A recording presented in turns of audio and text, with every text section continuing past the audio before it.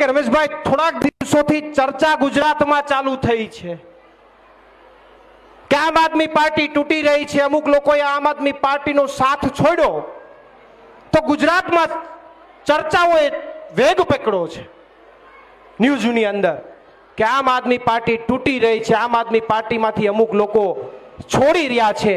આજે જુનાગઢની અંદર રમેશભાઈ ગજેરાએ ભાજપમાંથી આમ આદમી પાર્ટીનો ખેસ પહેરીને આખા ગુજરાતને સંદેશ આપ્યો છે કે આમ આદમી પાર્ટી તૂટી નથી રહી, તૈયાર થઈ રહી છે, મજબૂત બની રહી છે, તૂટી નથી રહી। ભાજપ વાળા એક રાજીનામું અપાવી ગયા તો સામે ભાજપમાંથી રમેશભાઈ ગજેરા આવીને જગ્યા પૂરી દીધી। એક જ રાશિમાં ફેરફાર નહીં, એક જ રાશિ। પિયુષભાઈ, હા, મને 2 દીથી મીડિયા પાછળ પડ્યું તું, જગ્યા લ્યો, પુરાઈ ગઈ જગ્યા, આમાં થોડી જગ્યા રહી, આમાં તો આ તો રાજકારણ છે, આમાં તો ફટ લઈને પુરાઈ જાય।